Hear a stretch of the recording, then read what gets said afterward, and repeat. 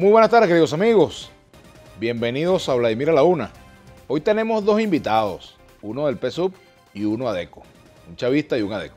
En la primera parte del programa estaremos conversando con el diputado Saúl Ortega, del Partido Socialista Unido de Venezuela, y en la segunda parte con el diputado Carlos Andrés Michelangeli. Por supuesto, con ese nombre, ¿cómo no va a ser ADECO, verdad? Carlos Andrés. Bueno, y nuestro primer invitado es un dirigente del PSUV en el estado Carabobo y además ha estado muy vinculado al tema internacional. Antes de entrar en algunas materias nacionales, me gustaría tu opinión breve sobre lo ocurrido en Londres. Todavía hay, digamos, muchas versiones en torno a este atentado que se cometió en las cercanías del Parlamento británico, pero siempre interesante una opinión al respecto. No, habría que esperar las investigaciones, pero toda Europa está pues bajo la amenaza de lo que es la crisis generada con las intervenciones en el Medio Oriente, la destrucción de prácticamente santuarios culturales, como el caso de Mesopotamia, y bueno, la destrucción política, social y económica de estas sociedades ha generado pues aquel éxodo, ¿no? Gente que huye para salvar su vida y busca pues lanzarse en cualquier precaria embarcación, a tal punto que yo creo que el Mediterráneo hoy es el cementerio más grande del mundo. Y bueno, la consecuencia es que, digamos, las sociedades europeas de alguna forma, digamos, están sufriendo las consecuencias de sus crímenes, porque bueno, dejan las heridas de ese proceso de intervención y de guerra que han llevado al Medio Oriente y están prácticamente cobrando, ¿no?, la cosecha de su propia siembra. Vámonos un poco a nuestra región, América Latina y América, el continente americano.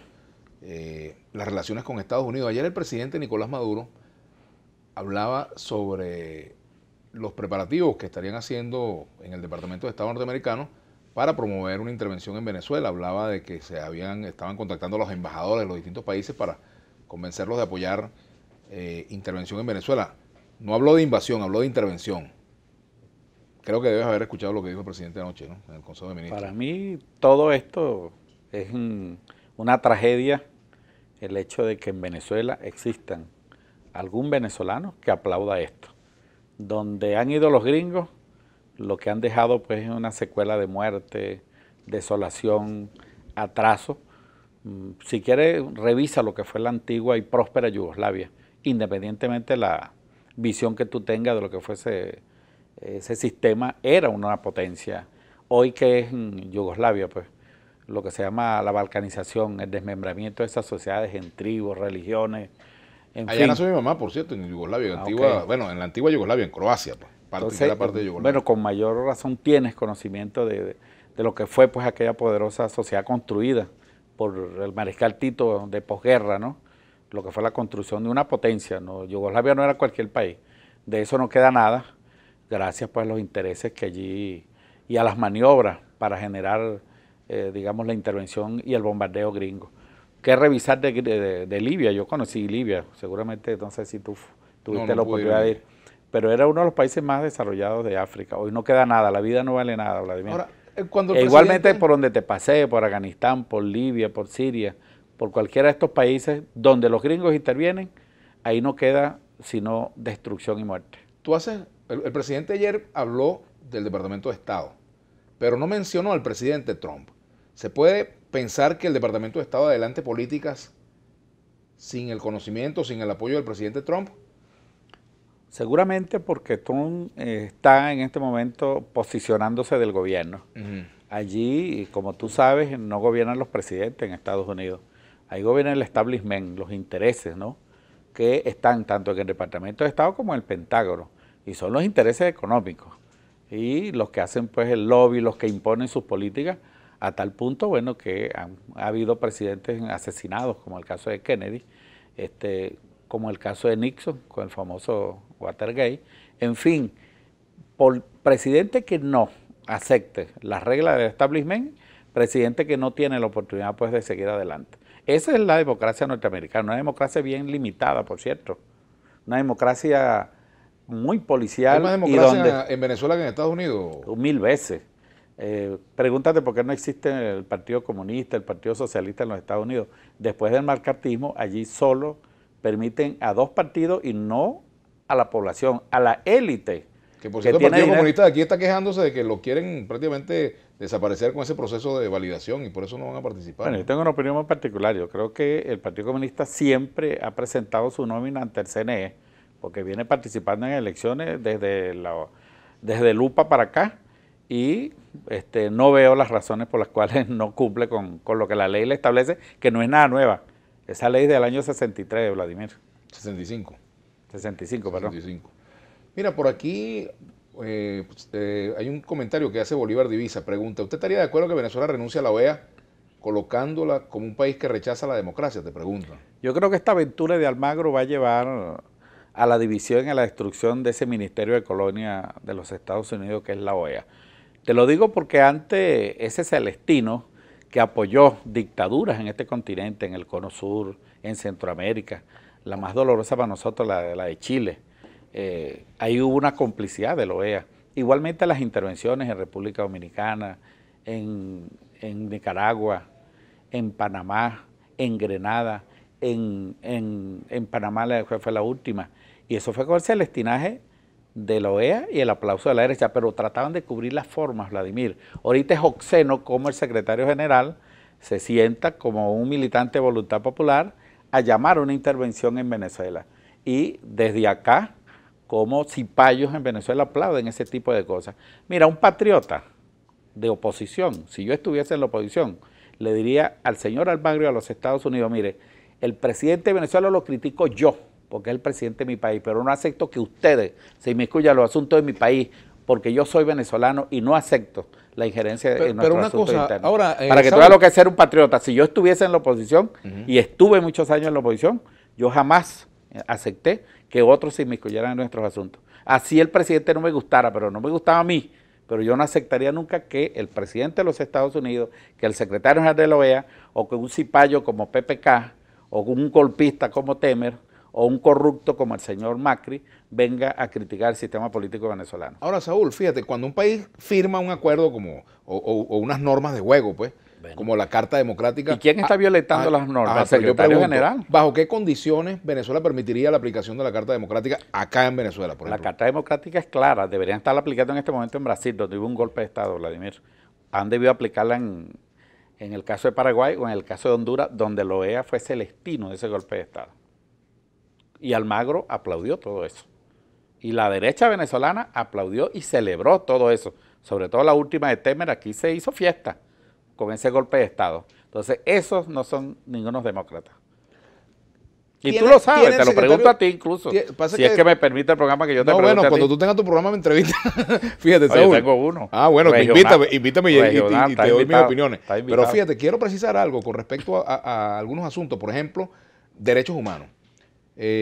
Nosotros, que, bueno, aquí tú eres político y yo he sido político también, hemos criticado violación de derechos humanos, bueno, cuando la dictadura de Pinochet o con cualquier gobierno, o el caso Fujimori, cualquier, o sea, aquí me refiero a otros países. Estoy hablando de otros países, pero para a lo que quiero ir, fíjate, la OEA no puede expresar preocupación, por ejemplo, el secretario general de la OEA no puede expresar preocupación por los presos políticos en Venezuela, por el hecho de que la Asamblea Nacional esté limitada en sus competencias, por temas de libertad de expresión. ¿No lo puede hacer el secretario general de la OEA? Pasa que no lo escucho. Hablando de los derechos humanos en México, por ejemplo, como asesinan periodistas, dirigentes sociales, dirigentes sindicales, o en Colombia, dirigentes políticos, dirigentes indigenistas. No lo veo en el Perú, donde se persigue a la gente, en el caso de Brasil, donde hay una persecución permanente y violaciones bien. Bueno, ciertamente debería hacerlo en todos los casos, incluida Venezuela, si hay razones para ello, ¿no? Si hubiese razones, pero no las hay. ¿No hay presos políticos en Venezuela? En Venezuela los presos que están allí están siendo sometidos a un debido proceso y ellos mismos están acudiendo a esa defensa a la que tienen derecho. De la Universidad de Carabobo, que está detenido por un tribunal militar, ¿no es un preso político? No es un preso político, yo creo que es un imprudente, lo conozco muy bien y sé que no es un hombre que debería estar preso por esas cosas. Creo que está por asomado y por estar asistiendo a reuniones, ¿no? Dándosela de conspirado a un señor que lo conozco y que de verdad que pasta para eso no tiene. ¿Y por qué está preso entonces? Porque acudió y es parte de de unas reuniones que se hicieron con militares y que estaban precisamente conspirando contra el sistema constitucional. La pregunta es, ¿qué hace un profesor como él metido en esos asuntos? Esa pregunta tienes que hacérsela a él. Ahora yo te pregunto, ¿opinar es conspirar? No, no es conspirar, es cuando tú te reúnes con militares para conspirar contra la Constitución y contra el sistema político venezolano. Tenemos que hacer una pausa. Ya venimos con Saúl Ortega. Hay mucha participación. Nuestra etiqueta, diputados a la una. Ya venimos con Saúl Ortega del Partido Socialista Unido de Venezuela. Me gustaría dejar una pregunta pendiente, Saúl. Tiene que ver con la gasolina. 48 horas en Guacara, Estado Carabobo, sin gasolina. ¿Hasta cuándo? Me gustaría saber si tú tienes algo que comentar en torno a este asunto, ¿no? De la gasolina, que al parecer ha habido escasez en algunas estaciones de servicio, ¿no? Vamos a la pausa. Ya venimos con Saúl Ortega.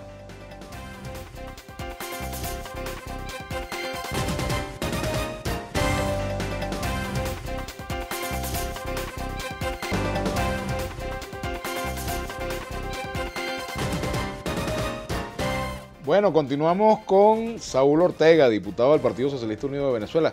Te dejé una pregunta. Bueno, el profesor del que estábamos hablando, el profesor detenido en la Universidad de Carabobo, el nombre de él que se me olvida, Santiago Guevara. Santiago Guevara, exactamente. Para cerrar eso, yo creo que no debe haber impunidad y cada quien que se haga responsable de sus actos. Ese profesor, él sabe en qué estaba metido, cosa que a mí me extrañó, porque lo conozco muy bien, y pienso que ese no es su papel. Para eso, bastante terroristas y conspiradores en Venezuela, para que él se esté involucrando en esos asuntos. Y ese profesor de verdad es un peligro para la seguridad del Estado.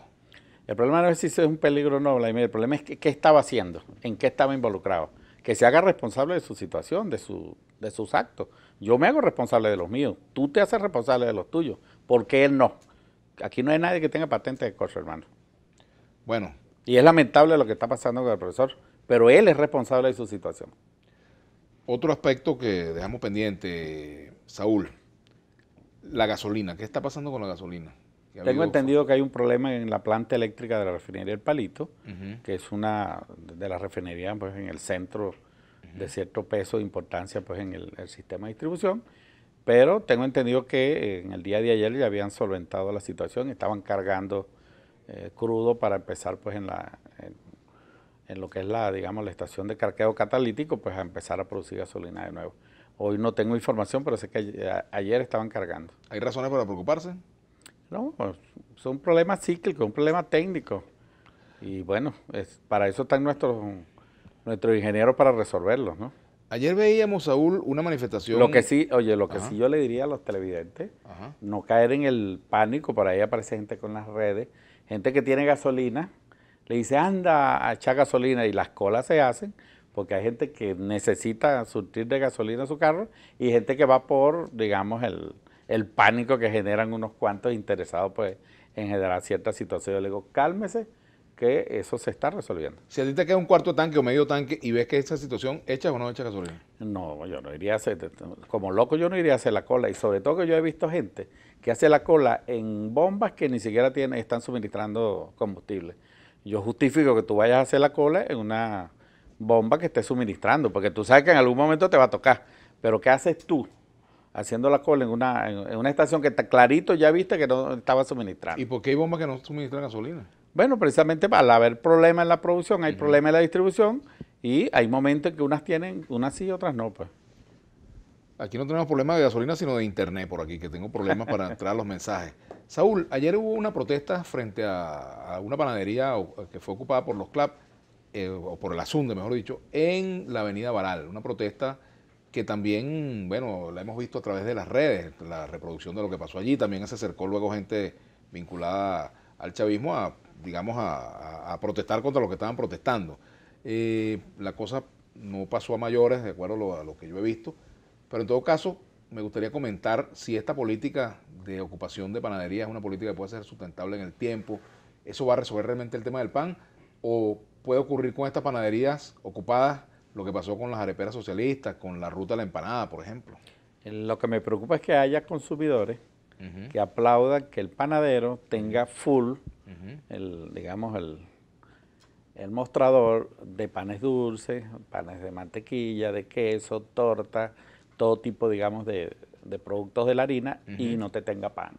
Lo que quiere decir que ese panadero pues está utilizando la harina para los productos no regulados. O sea, te está castigando como consumidor y tú vas a apoyar ese tipo de actos contrarios al consumidor. Eso sí es preocupante, porque eso se parece mucho a la servidumbre voluntaria. Pero ¿por qué, Saúl, va a ser un delito producir pan dulce, cachito, pastelito, bizcocho? O sea, lo normal en una economía es que en una panadería tú tengas acceso a toda la variedad, incluido el pan, la canilla, por incluyendo supuesto. la canilla, que no lo tiene. Ajá. Entonces, ¿qué han hecho? Oye, para provocar... Ahora, oye, ¿se puede producir a pérdida? No es que no producen a pérdida. ¿Tú estás seguro? Sí, estoy seguro. Si compran oye lo que hacen. Ellos llegan y el pan regulado lo producen a cierta hora para producir la cola. ¿Ok? Ellos generan la insatisfacción y el malestar en la gente. Ellos son responsables porque es una acción política. Ahora, yo no digo todos los panaderos, hay panaderos que tienen su política clara, pero en este caso, bueno, es obligación del Estado respetar y hacer respetar los derechos del consumidor, ¿ok? Ahora, de quien lo esté violando, que son la mayoría de la población. Pero muchos de ellos argumentan, te digo, pues yo me los encuentro, y me comentan algunos de ellos que están produciendo pérdida porque tienen que comprarle. Incluso tengo una denuncia por ahí que estoy procesándola bien con respecto a eso, de funcionarios que tienen acceso a harina y le venden 10 veces el precio de lo que cuesta. Ese tiene que estar preso, porque esa... Pero como hace un panadero, por ejemplo. Entonces compra un saco que cuesta 30,000, lo compran en 300,000 y tiene que vender 14,000 y ellos tienen sus distribuidores. ¿Okay? Y aquí está llegando harina, está llegando trigo y lo están procesando. Ahora, ¿tú estás seguro de que no hay situaciones irregulares, guisos, etcétera? Yo no puedo asegurar que no lo haya. En todo caso, yo lo condeno y es obligación del Estado y los consumidores velar porque esa no sea la situación, que ya basta de que estén atentando contra el derecho de la mayoría de los venezolanos que somos los consumidores. Ahora, esas ocupaciones a la panadería se están haciendo con gente que sabe producir pan. Mira, ¿O vamos a tener gente que no sabe producir pan? Esa pregunta no te la puedo responder, la verdad que ese no es mi área de si hay especialistas en pan o no, o cuál ha sido, digamos, el tipo de intervención. Tengo entendido que el Estado está cumpliendo con su obligación, ¿ok? Que es supervisar de que efectivamente esas panaderías estén produciendo el pan regulado. Sin embargo, se han producido en el país, en algunos sitios, protestas por estas ocupaciones. Por ejemplo, no solamente en Caracas, también en Falcón. No, donde la oposición pueda concentrar gente, olvídate que va a generar protestas. Pero esa no es la situación del ciudadano común, que es el que sufre, digamos, el efecto de esta política. No es un error asociar el descontento que pueda tener la gente porque la panadería donde él compra siempre ahorita está ocupada y no va a brindar el servicio que siempre ha recibido. Vincular eso a la oposición. ¿Por qué se tiene que vincular a la oposición eso? Porque la oposición se aprovecha de cualquier circunstancia para generar problemas, para generar este tipo de situaciones. Yo estoy convencido y anda a una panadería para que tú veas si la gente está contenta con que lo pongan a hacer cola, porque el panadero dice, aquí yo voy a tener pan entre las 3 y las 4 y punto. Entonces me parece que es una agresión. Él debe producir el pan, así como tiene para producir los otros productos que no están regulados, que es con la misma harina, porque no la hace con otra harina, Vladimir. Entonces, ahí lo que tiene que haber es justicia y que ese señor de verdad le brinde a los consumidores las oportunidades de consumo a las cuales tienen derecho. Ahora, tiene que ser aceptado el concepto de guerra económica. No puede caber la interpretación, por ejemplo, de que estamos con esta situación de la harina. Tú no crees en la guerra económica, ¿no? Tú no crees en la guerra económica. Te pregunto, ¿qué hacían unos contenedores y billetes de 100 en Paraguay, en Brasil? Ajá. Y yo te pregunto, ¿y cómo salieron de aquí? ¿Quién permitió que saliera de aquí? ¿Cómo lo sacaron? ¿Verdad? ¿Cómo lo sacaron y por dónde salieron? Y esa gente que la sacó y las manos en que la han encontrado. Aquí no están custodiadas las fronteras, los aeropuertos, óyeme, los puertos. ¿Quién custodia eso? Gente vinculada a la oposición, paramilitares, traficantes de armas, los socios de la oposición venezolana son los culpables de esta operación. No hay ningún funcionario del gobierno metido en eso. Bueno, hasta ahora no. Hasta ahora han aparecido precisamente los amigos de la oposición. Que son los que sacaron todo ese poco billete para allá. Y no solamente que eso coincidió con 2 fines de semana que también trancaron el dinero electrónico y precisamente uno de los dueños de la empresa es un cuñado de Henry Ramos. Entonces, lo que te quiere decir que hay toda una articulación para dejarnos a nosotros sin dinero ni efectivo ni electrónico. Y eso es normal, Vladimir, te lo pregunto, ¿es eso normal en una economía? ¿O no es una guerra económica? Y te puedo citar aquí, pasaríamos el programa citándote infinidad de incidentes. Y nada de esto tiene que ver con errores en la política económica. Por ejemplo, el presidente le pidió a UNASUR unas recomendaciones en política económica, UNASUR, a través de unos técnicos que les dieron esas recomendaciones y nunca se llevaron a cabo. Bueno, ahorita está en marcha un conjunto, digamos, de propuestas que tiene el gobierno, que estoy seguro que van a permitir impulsar la economía. La economía es global y la crisis es general. y no es posible resolver los problemas económicos de un solo país. A menos de que en Venezuela tenemos los efectos de la crisis internacional y tenemos los efectos de lo que es la conspiración económica de gente interesada en el poder político a través de acciones económicas. Te pregunto, el paro del 2002, ¿te parece a ti que eso es legal y legítimo? Lo que hizo Fedecámara, lo que hizo Carmona, lo que hizo la oposición. ¿Tú sabes que no estuve de acuerdo? Y si lo hicieron en el 2002, ¿por qué dudas que no lo están haciendo en este momento cuando siguen aspirando al poder político con estas acciones terroristas en lo económico? Porque también veo que hay un conjunto de rectificaciones económicas que están pidiendo muchos sectores y no se hacen, por eso te digo. Lo que pasa, ¿tú crees que 100% es económico? Lo que pasa es que la oposición que está pidiendo es que se aplique el paquete neoliberal, que aquí se congelen los salarios de los trabajadores y que le permitan a los especuladores, bueno, ¿pero qué se está haciendo con el salario? Bonificando el salario, que fue lo que se criticó en el pasado, lo está haciendo este gobierno. Pero se le está dando respuesta a la gente, aún con todas las dificultades que tiene el gobierno, ha seguido aumentando el salario de los trabajadores y también tenemos otros mecanismos, en el caso de los CLAC, que le está llegando por lo menos a 6 millones de familias, se le está dando la oportunidad de que no tenga que sufrir, digamos, la especulación y la usura de sectores que se quieren enriquecer de una manera fácil y momentánea, como lo están haciendo mucha gente en el sector económico. Siempre es un placer tenerte por aquí, Saúl. Bueno, gracias a ti por la invitación y espero que me vuelvas a invitar. Pero por supuesto, y espero que venga para acá. No se me vaya por otro lado, que es de aquí. No, vale. Bueno, nosotros vamos a hacer una pausa. Al regreso estaremos conversando con Carlos Andrés. ¿Tiene alguna pregunta para Carlos Andrés Michelangeli? No, la pregunta la vas a hacer tú. Ya venimos con Carlos Andrés Michelangeli, diputado de Acción Democrática, que van a validar este fin de semana los ADECO y las ADECA. Ya venimos.